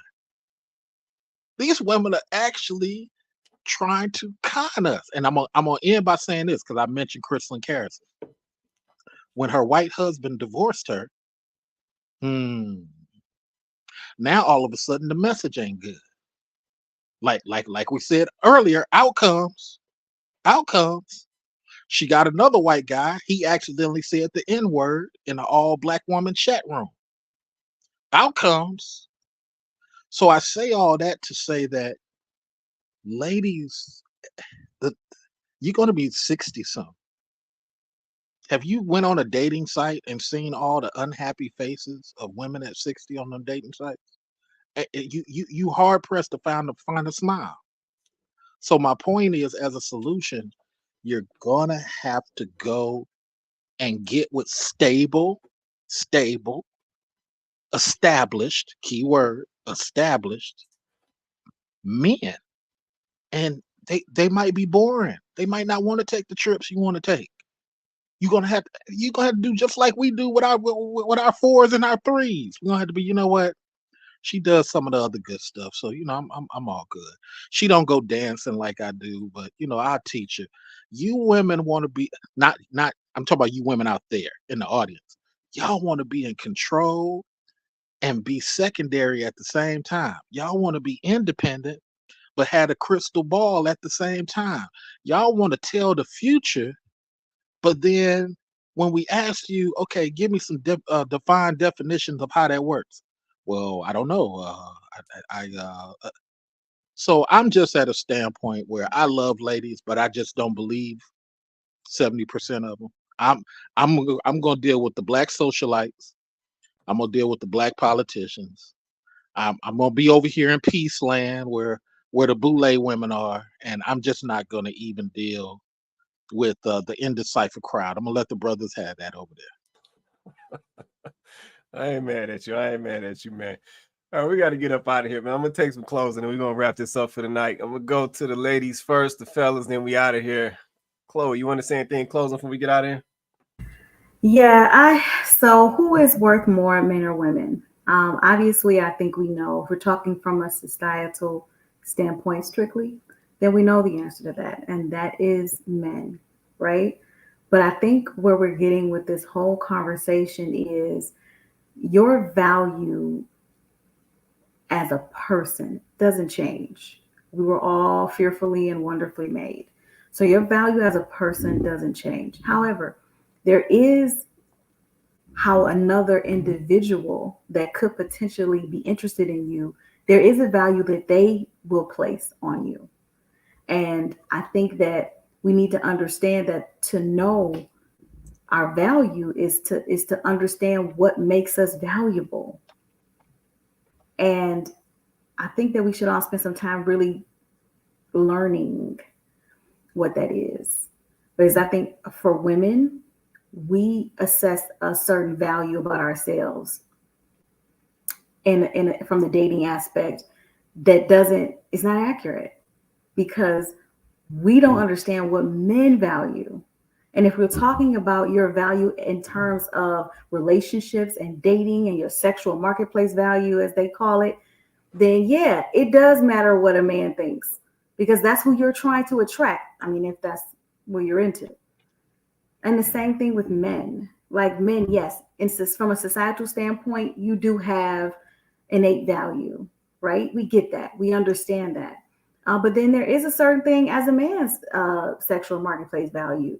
And unfortunately, it's based off of his finances.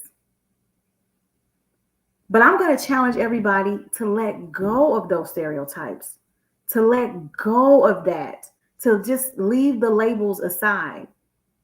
I'm going to challenge men, and this is no attack on you, Mr. Research, but I'm going to challenge men to not say this standard of a woman, the boule type or the professional woman, is the one that, quote unquote, may be more peaceable or more feminine, or because that's not even true. I think you might have even disproved that. So I think that we need to understand that the labels is part of the problem.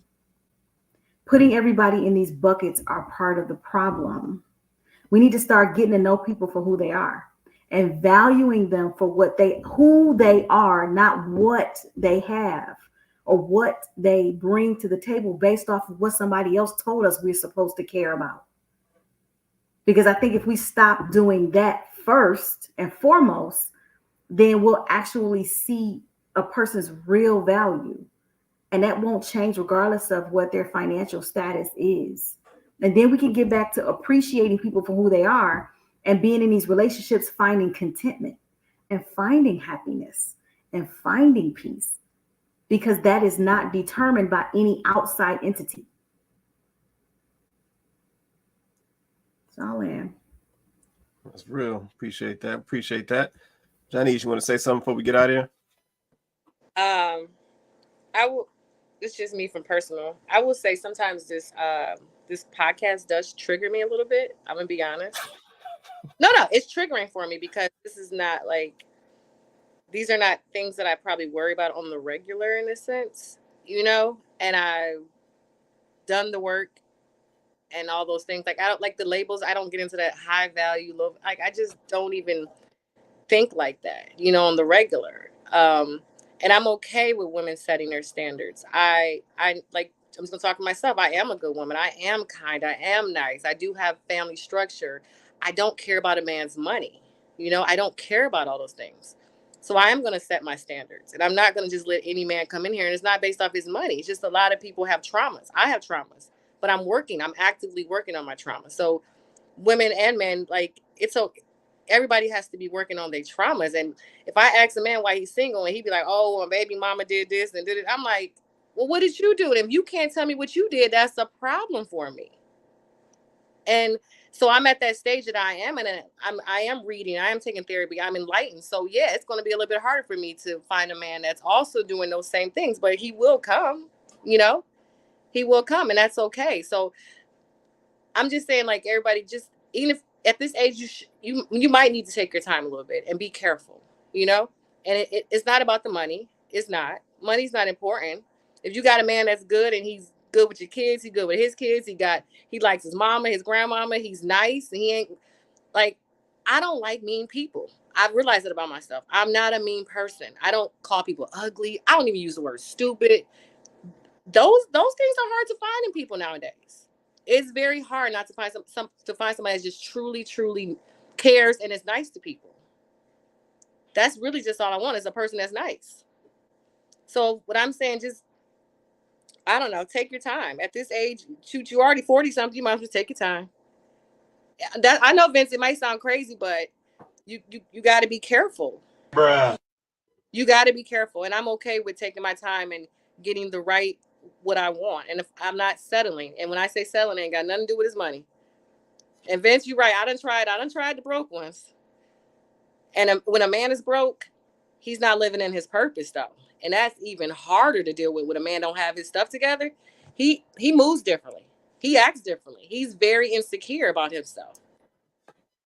And a woman too, probably.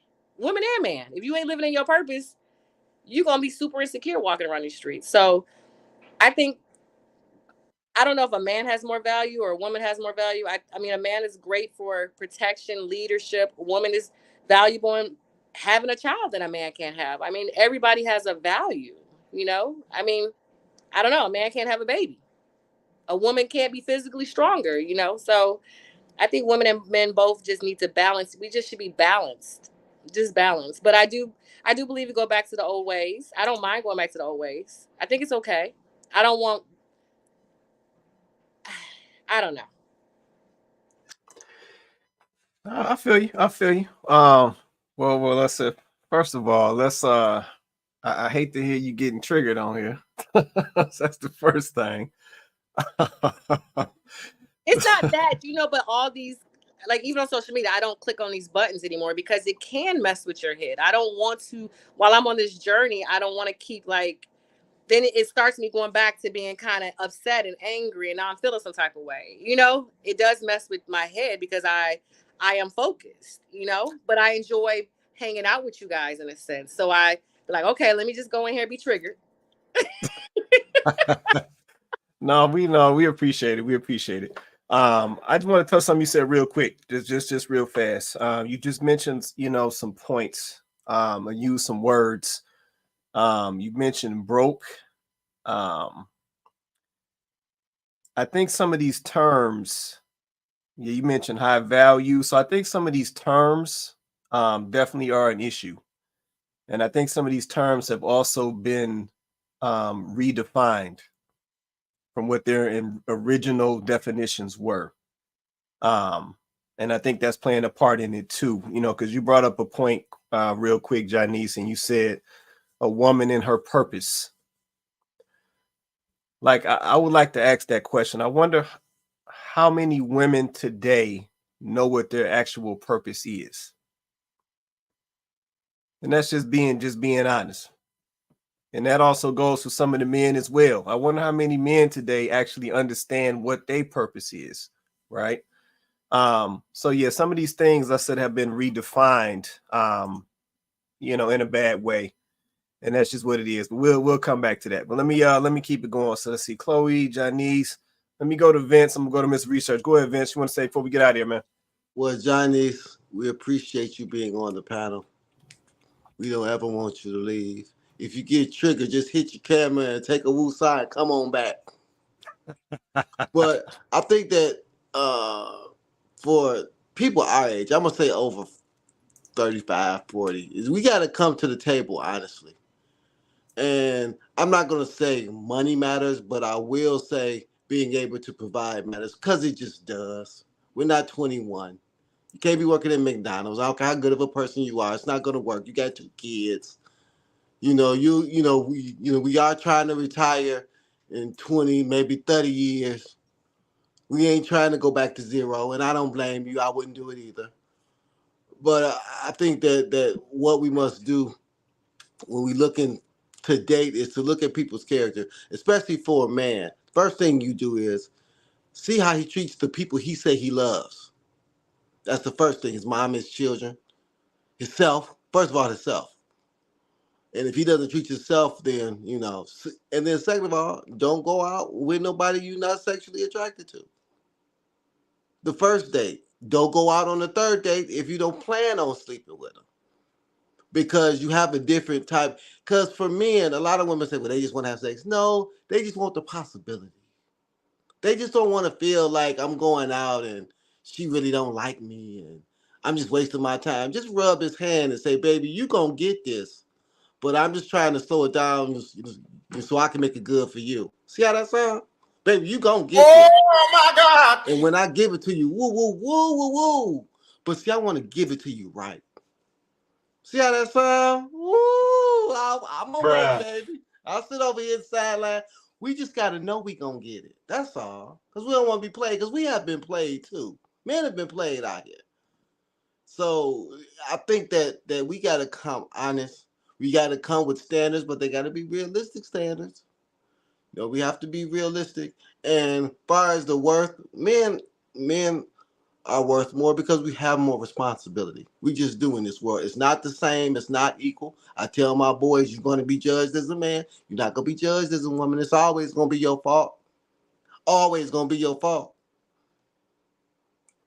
When something go down, when something break down, it's always going to be your fault. When the rent ain't paid, they don't be asking the woman, well, why you ain't go out there and get another job? They go ask the boyfriend, the husband, the baby daddy, why you ain't pay that rent? Just is what it is. So I'm landing my plane, but Johnny's, we love you. And that's it. Well, she said she enjoyed hanging out with us, man. So let's say she'll be back. Oh, real quick before you go to the next guy, I will be in Michigan at the end of the month. Maybe we should at the end of March. Maybe we should all figure out something, to just go hang out, have a drink, have fun. Okay, I'm down for it. You said the end of the month?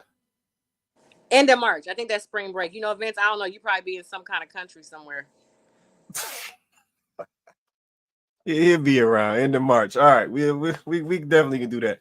All right, Mr. Research, you want to say anything before we get out of here, man? Yeah. So let me say it like this.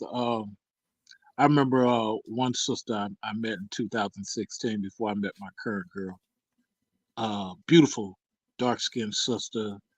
She was on the fluffy side. I kind of liked that, and she just had a lot of good personality. But let me share with you how she forced me to unlike her. We started talking about doing things. Hey, blah, blah. And she kept stressing that she liked to entertain and host. Long story made short, she just kept reiterating how her friend core was more important to her. No problem. Start fading, answering less of the calls. Finally, she left me an angry message. Now, I didn't say nothing disrespectful to the lady. I just faded, right? Because I identified your friend core is more important. That's not nothing I want to bring into my life like that. I think that's where the problem starts when it comes to a solution. Who is this lady coming into my world? I've I I have self-disciplined myself. I'm not gonna cheat on a woman. I ain't hitting a woman. I have self-disciplined myself on so many levels. But guess what? Has she the one coming in? So let me give you a couple of numbers. National Institute of Justice. This isn't to trigger nobody. This is to make you really deep dive and think. Native Americans and Alaskan Indians, 83% violence. Asians, collectively, regardless of culture, 71% violence. Africans, 83 to 85% violence. The darn Pakistanis, 83%. Black Americans are at 40%. And for whatever reason, we have less marriages than they do. We have less decorated children, honored children, super degree children than they do. For whatever reason, we have less ownership than they do. Did you know these Native Americans got together last year, November, regardless of their tribe, and created their own child support system? Just look at 83% violence, which is double us. So I say all this to say that to my dearest ladies, we can't wait. Some of us brothers, like the other brother said, we're married and we gone, we off the picture. The other dudes, we're not arguing as much no more. We're not complaining as much. There's probably only a few 100,000 dudes left doing that. These passports have gone up 40%. I'm not trying to anger nobody. I'm just telling you what it is. And your sons and nephews that are leaving high school next year don't really care to get in these type of wars anymore. So what that means is there's only so much time left. The boring guy might be an option for a good rocking chair life. That short guy that you was laughing at 14 years ago, he might need to be reconsidered. That not so cute guy, the one that your friends don't like. You might have to do like the brothers and just like your not so cute, because brothers do it all the time. Yeah, we've seen a bunch of dudes, stellar dudes with okay women. Nobody says nothing because he happy. His wife, we don't say nothing. She happy. And I'm gonna end by saying this. I saw my homeboy cheating one time back in 2012. I said to him, bruh, you got 3 kids, 3 boys. Your wife is outstanding. He said, you don't understand. I said, yo, no, everything you're saying might be true, but you're gonna get old one day. And all these moves, it ain't worth it. Like, you know what I'm saying? Mom died and a couple other people died. He called me a year later. You was the only one of my friends speaking against what I was doing. I said, yeah, because it's not that important. And I think that's where our ladies need to get to. Our ladies need to realize what's important, what's not important. Do you want a family, or do you want somebody to take you on trips? Do you want a family, or do you want somebody to pull out their credit card on command? Women got to understand, because guess what? Ain't no happy faces in the 50, 60 dating site. Ain't no happy faces. I say that with love. It ain't to trigger nobody. Ain't no hate. But I'm finna go in peace. And much love to y'all. Appreciate it, brother. Appreciate it. Go ahead, Janice. Mr. Research, we probably need to talk offline a couple times to make, because I be trying to understand, because you gave me those stats on these men and the violence, and then I'm so confused. I gotta understand the stats. We gotta bring that back up next time, because I'm confused on the violence stats. And then you say we should still be married. I just need to understand the collation. That's all. Well, we gotta talk about that another time. Maybe you should write that down on the list so we can understand that. So I can understand. I got you. I'm gonna go ahead and note that right now. All right, I'm gonna note that right now. All right, we got to get the heck up out of here. We done went way past that time. Man, shout out to everybody who joined us tonight. Let's say shout out to Donovan in the building, Eva Wright, Kenyatta, Mr. Hebrew in the building. Let's see who else we got in here. J.U. Griffin in the building, Crystal Reed, Rosalind, Kimberly Taylor. I think that was everybody. Yeah, Tim Jameson in the building as well.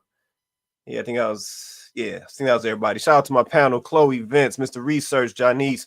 This is Kandid Konvos. We do the show every Wednesday night, 8:30 Eastern Standard Time. We go live on YouTube and Facebook, so definitely like, share, subscribe. Listen, everybody watch right now, do me a favor and hit that like button if you haven't. Likes are free. Hit that like button for us if you haven't. And man, with that being said, everybody have an awesome night, and we will catch you guys next Wednesday.